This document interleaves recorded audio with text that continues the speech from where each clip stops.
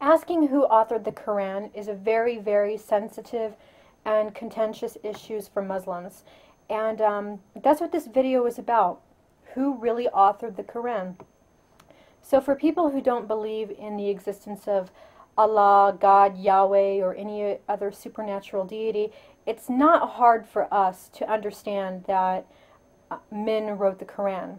But for people like Muslims who believe that there's some magical supernatural deity that authored it, they literally believe that this stuff is true. So I guess this video really is for both atheists and Muslims. And this video puts into question who really authored the Quran. Was it Muhammad? Was it this magical supernatural Allah? Was it Muhammad's successors?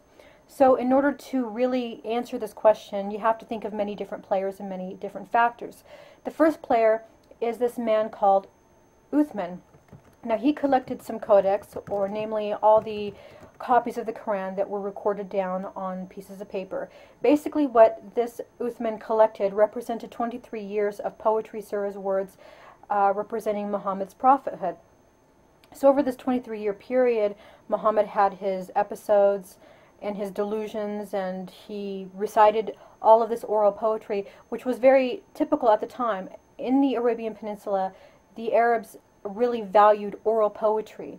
And that's what the Quran is. It's a collection of poetry. And being that Muhammad was suffering from something, we can never really be positive what mental illness Muhammad suffered from, but all the symptoms really do indicate that he was suffering from temporal lobe epilepsy. So anyway, Uthman collected all this stuff, okay? And then he put it all together. Now in Shiite traditions, Muhammad's successor Ali compiled a completely different version of the Quran after Muhammad's death. And Ali's Quran was organized differently than Uthman's was. Ali did not object to Uthman creating a standardized version of the Quran, but he still insisted on keeping his own version of the Quran. So during this time, there were several versions of the Quran floating about through the Arabian Peninsula. After Muhammad's death, there's this caliph named Abu Bakr, and he incited a war against another prophet, Musaylima. Musaylima was one of many men claiming to be a prophet at that time. You see, Muhammad was not the only one at that time who claimed to have direct communication with God. Abu Bakr killed Musaylima at the Battle of Yamama, and Bakr decided to collect different chapters and verses of the Quran himself and also put them into a volume. That being said, there is some evidence that some of Musaylima's surahs actually made their way into the Quran, particularly surahs about vegetation, plant life, and farming, because this Musaylima was actually a farmer.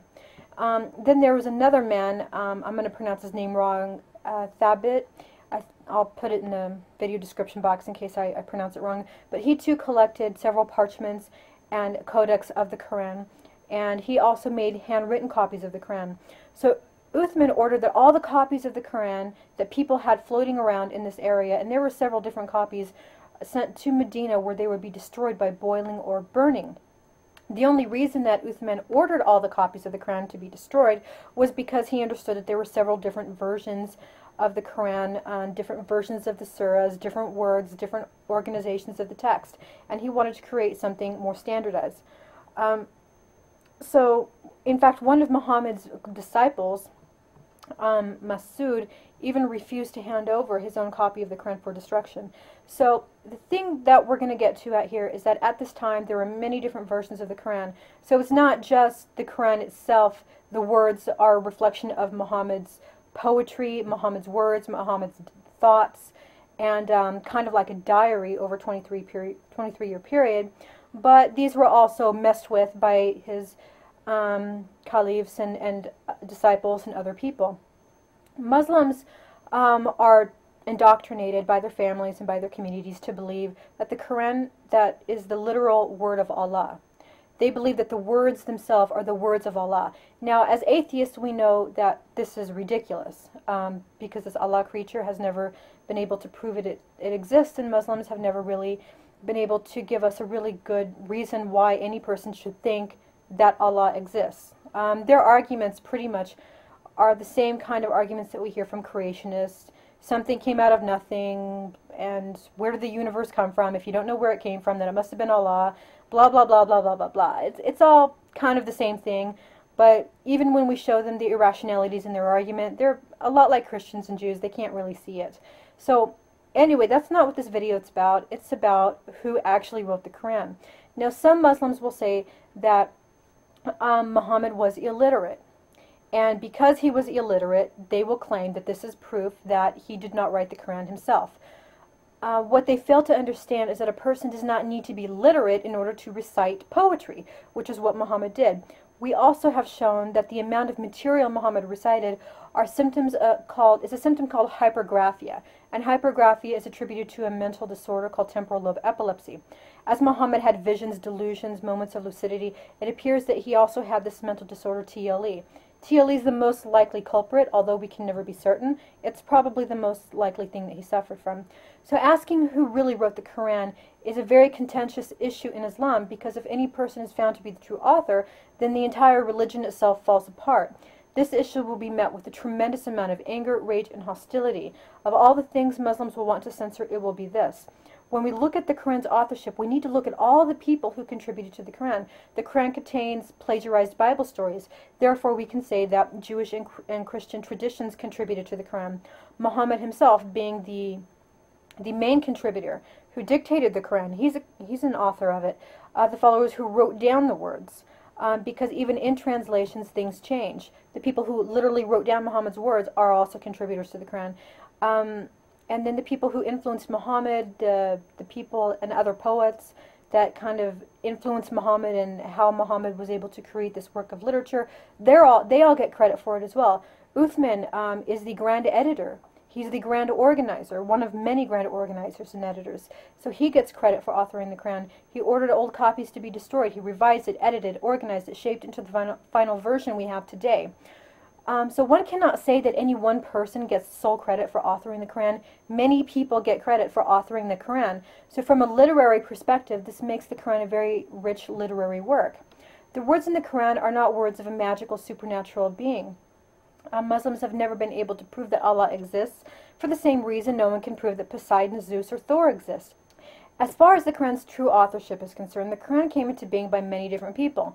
Many Muslims will attempt to debunk this argument, relying on a few fallacious arguments. One, they will pose the create a surah like it challenge. This means that they challenge you to write a circle of equal merit to one that we would find in the Quran. This is pretty much like the Kent Hovind challenge, where he offers to pay $250,000 for scientific evidence of evolution. These challenges are set up in a way where everybody will fail. Assuming that a person does become fluent in archaic Arabic, which is unlikely that such a person would actually sit down to compose an entire surah. If that person did compose a surah of equal merit, Muslims will find a way to reject it anyway. They will actively look for faults. As they look for faults, they will definitely find them, because there's faults in everything. Yet they choose not to actively look for faults in the Quran. So, like Kent Hovind's challenge, these challenges are designed to make sure that everybody who actually attempts will fail. The second challenge Muslims will make, trying to convince you that the Quran is the word of Allah, is they will tell you that the Quran is full of scientific knowledge. This also has been debunked as well. In my upcoming book, I've devoted about 10 pages of instructions showing individuals 12 easy steps how to debunk science in the Quran. I also discuss many of the cognitive biases Muslims experience when they actively look to confirm their beliefs. So there are many arguments people try to make to prove that the Quran was not authored by men. As you debate this issue, remember to keep a rational mind, rely on evidence, rational thinking, and try to identify any logical fallacies that people rely on. Do they get angry? Do they insult you? And this is one thing that Muslims do, they like to change the subject when they have been proven wrong. All in all, remember that lots of people get credit for authoring the Quran. No one person gets credit for it. So that's it. Bye, everyone.